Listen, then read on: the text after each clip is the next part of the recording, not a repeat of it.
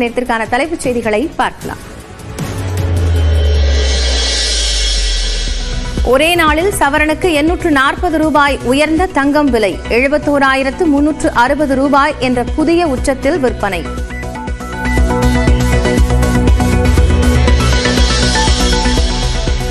முதலமைச்சர் மு.க.ஸ்டாலின் தலைமையில் இன்று மாலை அமைச்சரவை கூட்டம். பட்ஜெட்டில் அறிவிக்கப்பட்ட புதிய திட்டங்களுக்கு ஒப்புதல் வழங்கப்பட வாய்ப்பு.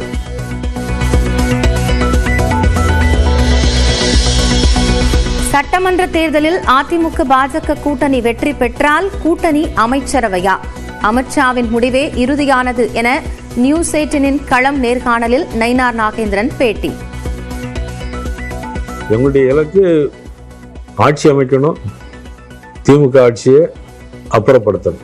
இப்போ அந்த இடத்துல என்ன கேள்வி வருதுன்னா, ஆட்சி அமைக்கிறதுங்கிறது என்ன? கூட்டணி ஆட்சியா அல்லது பாஜக அதிமுக கூட்டணி அப்படிங்கிறதோட மட்டும் நிற்கிதா? அதை எப்படி புரிஞ்சுக்கணும்? விழுப்புரம் அருகே மேல்பாதியில் 22 மாதங்களுக்கு பிறகு திரௌபதி அம்மன் கோயில் திறப்பு. நீதிமன்ற உத்தரவுப்படி பட்டியலின மக்கள் வழிபாடு. கோடியக்கரை அருகே மீன்பிடித்துக் கொண்டிருந்த தமிழக மீனவர்கள் மீது இலங்கை கடற்கொள்ளையர்கள் தாக்குதல். காயமடைந்த 4 மீனவர்களுக்கு வேதாரண்யம் மருத்துவமனையில் சிகிச்சை. சுதந்திர போராட்ட வீரர் தீரன் சின்னமலையின் 269வது பிறந்த நாள். சென்னை கிண்டியில் உள்ள சிலைக்கு முதலமைச்சர் மு.க.ஸ்டாலின் மாலை அணிவித்து மரியாதை.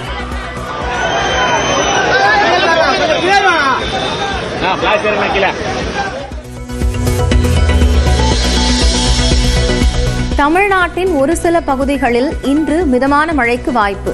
சென்னையில் லேசான மழை பெய்யக்கூடும் என்றும் வானிலை மையம் கணிப்பு. திருப்பத்தூர் மாவட்டம் நாற்றம்பள்ளி அருகே மாணவர்களை வைத்து பள்ளி வளாகத்தை தூய்மை செய்ய வைத்த விவகாரம். நியூஸ் 18 செய்தி எதிரொலியாக தலைமை ஆசிரியர் பணியிடை நீக்கம். கோவையில் அதிக ஒலி எழுப்பும் ஏர் ஹாரன்கள் பறிமுதல். தனியார் மற்றும் அரசு பேருந்துகளுக்கு அபராதம். சென்னையில் நடந்த இஃப்தார் விருந்தை விஜய் கொச்சைப்படுத்தியதாக குற்றச்சாட்டு. எந்த நிகழ்ச்சிக்கும் அழைக்கக்கூடாது என தமிழக இஸ்லாமியர்களுக்கு ஃபத்வா பிறப்பித்தது அகில இந்திய முஸ்லிம் ஜமாத். நெல்லையில் ஏற்கனவே தாக்குதலுக்குள்ளான பட்டியலின மாணவர் சின்னதுரை மீது மீண்டும் தாக்குதல். சமூக வலைதளம் மூலம் பழகி நேரில் அழைத்து தாக்கியவர்கள் யார் என விசாரணை.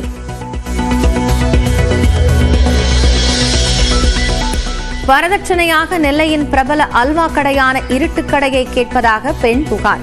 வீட்டோடு மாப்பிள்ளையாக செல்ல மறுத்ததால் குற்றம் சாட்டுவதாக மாப்பிள்ளையின் தந்தை மறுப்பு.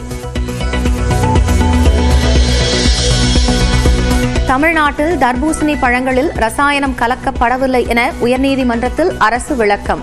குற்றச்சாட்டு குறித்து விளக்கமளிக்க உணவு பாதுகாப்புத்துறை முன்னாள் அதிகாரி சதீஷ்குமாருக்கு நோட்டீஸ். இஸ்லாமியர்களை இந்து அறக்கட்டளை வாரியங்களில் அனுமதிப்பீர்களா? வக்ஃபு சட்ட திருத்தத்திற்கு எதிரான வழக்கில் மத்திய அரசுக்கு உச்சநீதிமன்றம் கேள்வி. வரும் 20ஆம் தேதிக்கு பிறகு பாஜகவின் புதிய தலைவருக்கான தேர்தல். பிரதமர் மோடி தலைமையில் நடைபெற்ற உயர்மட்ட குழு கூட்டத்தில் பாஜக தலைமை முடிவு.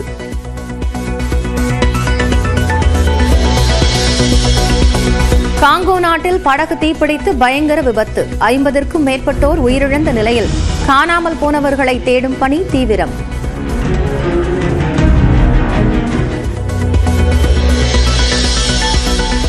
IPL தொடரில் சூப்பர் ஓவரில் ராஜஸ்தானை வீழ்த்தியது டெல்லி. 10 புள்ளிகளுடன் மீண்டும் முதலிடத்திற்கு முன்னேற்றம்.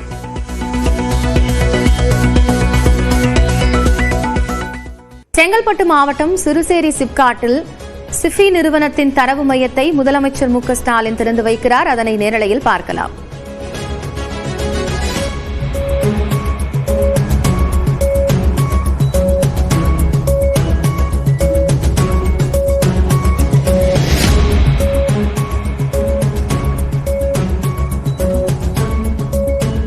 செங்கல்பட்டு மாவட்டம் சிறுசேரியில் சிஃபி நிறுவனத்தின் தரவு மையம் அமைக்கப்பட்டிருக்கிறது. இதனை முதலமைச்சர் மு.க.ஸ்டாலின் தற்போது திறந்து வைத்து ஆய்வு செய்து வருகிறார்.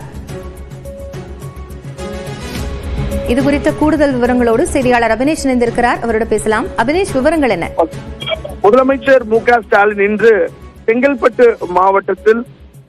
மாவட்டத்தில் கூடிய திருச்சேரியில் சிஃபி நிறுவனம் சார்பில் தொழில்நுட்ப பூங்காவில் 1882 கோடி ரூபாய் முதலீட்டுல 1000 நபர்களுக்கு வேலை வாய்ப்பு வழங்கக்கூடிய வகையில அமைந்திருக்கக்கூடிய டேட்டா மையத்தை முதலமைச்சர் மு.க. ஸ்டாலின் இன்றைக்கு திறந்து வைத்து நேரடியாக அந்த நிறுவனத்துல ஆய்வு மேற்கொண்டு வருகிறார். குறிப்பாக கிழக்கு கடற்சாலையில் இந்த நிறுவனம் அமைய இருக்கக்கூடிய நிலையில இது ஒரு ஓபன் ஸ்பேஸ் கேபிள் லேண்டிங் ஸ்டேஷனா இது அமைய இருக்குது. அதற்கும் முதலமைச்சர் மு.க. ஸ்டாலின் அடிக்கல் நாட்டிருக்கிறார்.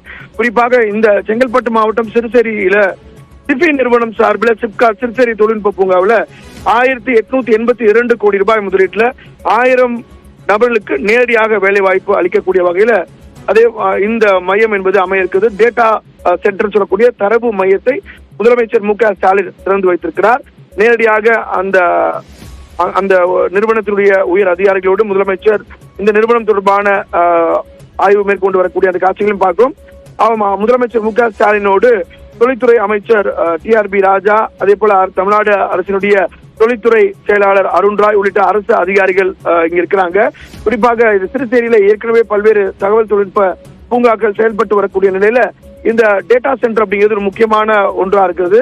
கிளவுட் டெக்னாலஜியை பேஸ் பண்ணி தான் அடுத்தடுத்த நிறுவனங்கள் செயல்பட்டு வரக்கூடிய நிலையில இந்த டேட்டா சென்டர் அப்படிங்கிறது ஒரு முக்கியமான ஒரு நிறுவனமா அமைய இருக்கிறது. நேரடியா 1000 பேருக்கும் மறைமுகமா இதுல ஏறக்கூடிய 2000 பேருக்கும் மேலாக வேலை வாய்ப்பு கிடைக்கக்கூடிய வகையில இந்த நிறுவனம் தன்னுடைய நிறுவனத்தை தொடங்கி இருக்காங்க. இதனை முதலமைச்சர் இன்றைக்கு திறந்து வைத்து அந்த உயர் அதிகாரிகளோடு அந்த நிறுவனத்துடைய உயர் அதிகாரிகளோடு இந்த நிறுவனம் தொடர்பாக பேசி வரக்கூடிய அந்த காட்சிகளை பார்க்கிறோம். அபிநயம், விவரங்களுக்கு நன்றி அபினேஷ்.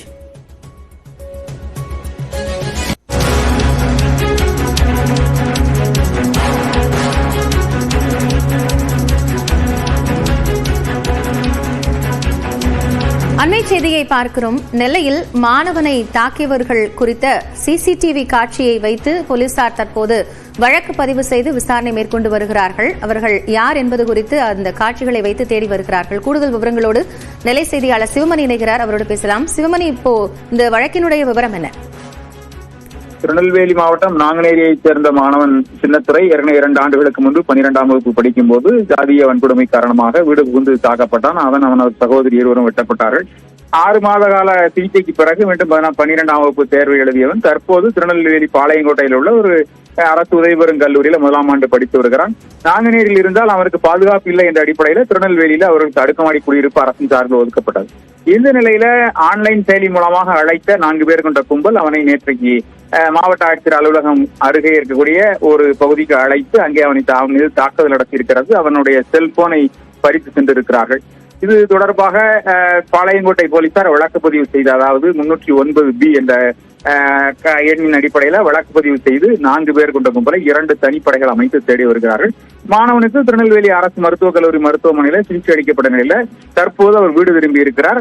தற்போது தேடுதல் வேட்டை அப்படிங்கிறது நடந்து வருகிறது. அந்த பகுதியில் இருக்கக்கூடிய சிசிடிவி காட்சிகளை முழுமையாக கைப்பற்றி இருக்கக்கூடிய காவல்துறை அதன் அடிப்படையில அந்த விசாரணையை நடத்தி வருகிறார்கள்.